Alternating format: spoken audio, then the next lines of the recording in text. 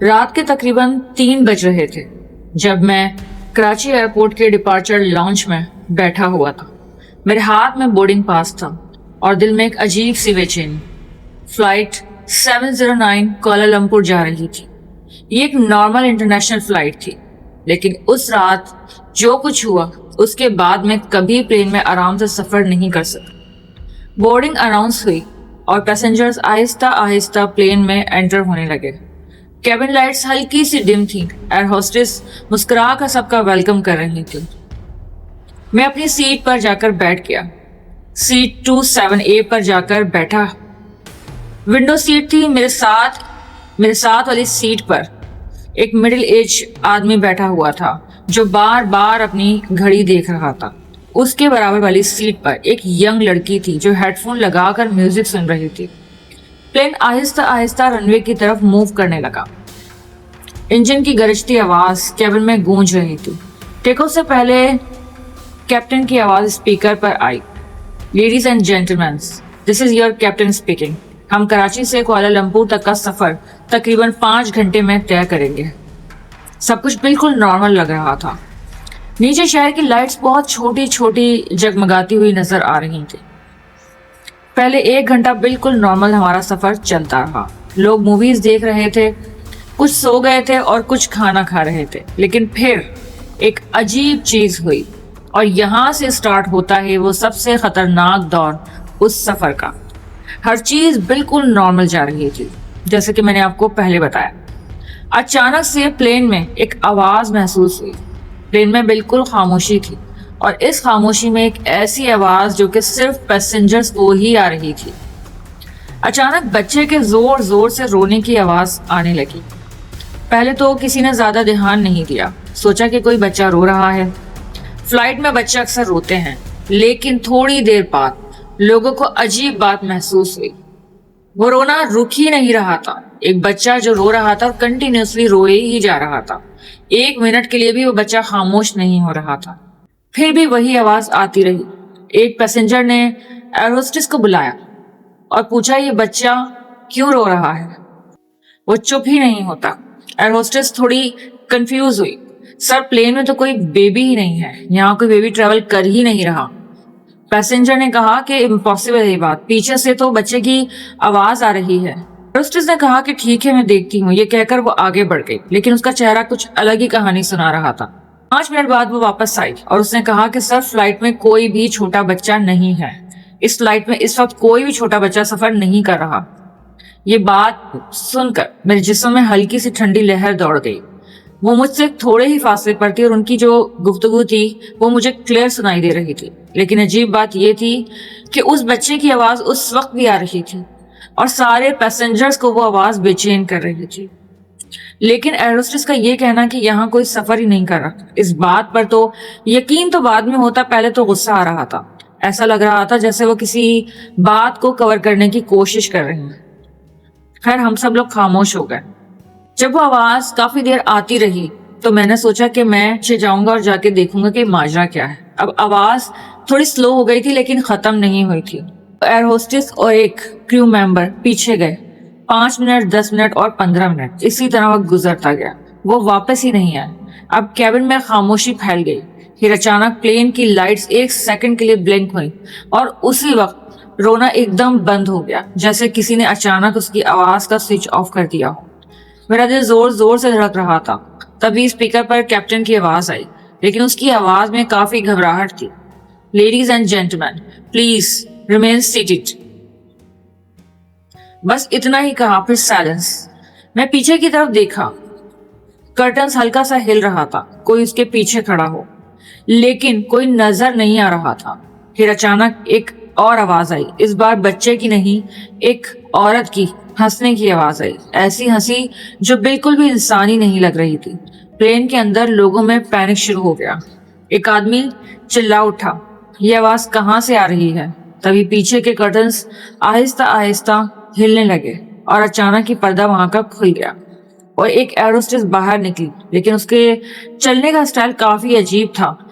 Plane میں کافی کچھ paranormal activities سامنے آ رہی تھی۔ پیچھے کے سائڈ پر ایک عورت بیٹھی تھی اور وہ کافی دیر سے بالکل خاموش تھی اور ایک ہی طرف دیکھے جا رہی تھی۔ ایئر ہوسٹس اس کے پاس سے گزری اور تھوڑی دیر بعد جب میں نے دوبارہ پیچھے پلٹ کر دیکھا تو اس عورت نے بلینکٹ اوڑھا ہوا تھا اور اس کا پورا فیس بھی کور تھا، جبکہ اتنی کوئی سردی بھی نہیں تھی۔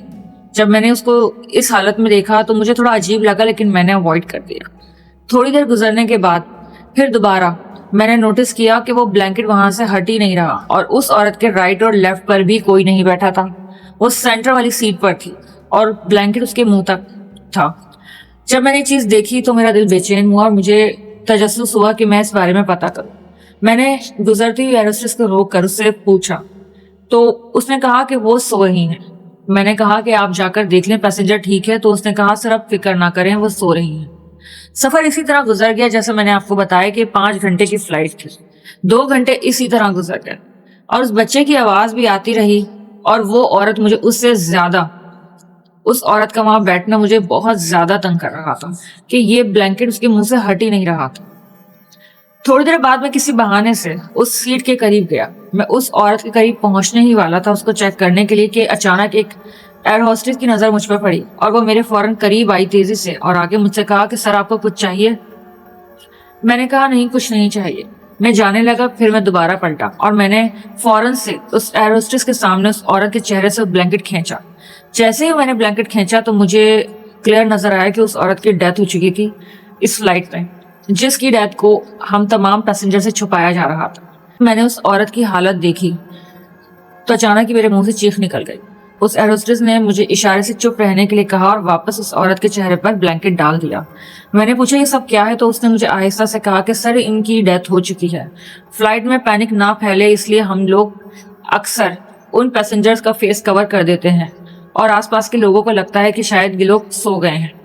اگر آپ کو چیز پتہ چل چکی ہے تو آپ خاموشی سے اپنی سیٹ پر جا کر بیٹھ جائیے۔ ان کی ڈیتھ ہو چکی ہے اور کسی سے کچھ بھی نہ کہیں۔ یہ بات مجھے بہت زیادہ خوف زدہ کر رہی تھی۔ میں نے اس ایئر ہوسٹس سے اس بچے کے رونے کے بارے میں پوچھا۔ وہ آواز اب بھی آ رہی تھی لیکن کافی سلو ہو گئی۔ پھر بھی اس بچے کی آواز تمام پیسنجرز کو کافی بے چین کر رہی تھی۔ میں نے اس ایئر ہوسٹس سے دوبارہ کہا، اس بچے کے بارے میں نے دوبارہ سے پوچھا۔ اس بار وہ ایئر ہوسٹس میری طرف دیکھنے لگی اور کہنے لگی کہ سر آپ لوگوں کو یہاں کس بچے کی آواز آ رہی ہے جبکہ فلائٹ میں کوئی بچہ ہی نہیں ہے۔ میں اپنی سیٹ پر جا کر بیٹھ گیا اور ہیڈ فون لگا لیے اور نہ جانے کب میں مجھے نیند آ گئی۔ جب میں نیند سے جاگا تو کافی ٹائم گزر چکا تھا اور اس وقت بھی ایک بچے کے رونے کی آواز کنٹینیوسلی آ رہی تھی، لیکن حیرت کی بات یہ تھی کہ وہ آواز اب پہلے سے کئی زیادہ کم ہو چکی تھی۔ وہ آواز سب کو ہی آ رہی تھی لیکن اتنی زیادہ وہ آواز کم ہو گئی تھی کہ اب کسی کو بھی اس آواز سے پرابلم نہیں ہو رہی تھی۔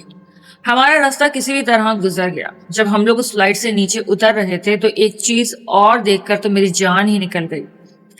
اس عورت کے بارے میں صرف مجھے پتا تھا جو عورت پیچھے بیٹھی تھی اور جس کی ڈیتھ ہو گئی تھی، اور اس سے بھی خطرناک بات یہ تھی کہ جب پلین سے سارے پیسنجرز نکل رہے تھے اور میں پیچھے پلٹ کے اس عورت کو ہی دیکھ رہا تھا تو یہ دیکھ کر میں حیران ہو گیا کہ اس عورت کی گود میں ایک بچہ تھا جو کہ اس بلینکٹ کے اندر ہی تھا، جو مجھے نظر نہیں آیا تھا۔ مجھے صرف اس عورت کا فیس نظر آیا تھا جس پر میں نے کہا کہ اس کی ڈیتھ ہو چکی ہے۔ جب میں نے غور سے دیکھا اپنی سیٹ پر کھڑے کھڑے پیچھے کی سائڈ پر تو ایئر ہوسٹس اس عورت کو کور کر رہی تھی اور اس کی گود میں ایک چھوٹا سا بچہ تھا جس کی بھی ڈیتھ ہو چکی تھی، یعنی اس عورت کی اور اس کے بچے کی ڈیتھ ہو چکی تھی۔ اور یہ کیا معمہ تھا یہ مجھے اب تک سمجھ نہیں آیا۔ کنٹینیوسلی ایک بچے کی رونے کی آواز آ رہی ہے جبکہ اس بچے کی ڈیتھ کافی دیر پہلے ہو چکی تھی، اور وہ آوازیں صرف اور صرف تمام پیسنجرز کو سنائی دے رہی تھی جبکہ پلین کے سٹاف کو وہ آواز بالکل سنائی نہیں دے رہی۔ یہ سارا معاملہ دیکھ کر تو میرے جسم میں کپ کپی طاری ہو گئی اور اس وقت وہ آواز رک چکی تھی۔ مجھے سمجھ نہیں آیا کہ اس وقت میرے ساتھ کیا ہوا یا ہم سب کے ساتھ کیا ہوا، لیکن میں نے اس چیز کو اپنی آنکھوں سے دیکھ لیا تھا۔ لوگوں نے کہیں نہ کہیں اس چیز کو بھلا دیا ہوگا، لیکن میں نے اپنی آنکھوں سے جو چیز دیکھی تھی اس کے بعد تو میری حالت کافی خراب ہو گئی تھی۔ میرا بی پی کافی لو ہو رہا تھا اور میرے ذہن سے وہ چیز جا ہی نہیں رہی تھی جب میں نے اس ایئر ہوسٹس کو دیکھا جب وہ تیزی سے اس عورت کو کور کر رہی تھی جب تمام لوگ پلین سے نکل رہے تھے۔ آج کی سٹوری میں نے آپ لوگوں کے ساتھ شیئر کی ہے ایک سبسکرائبر کی۔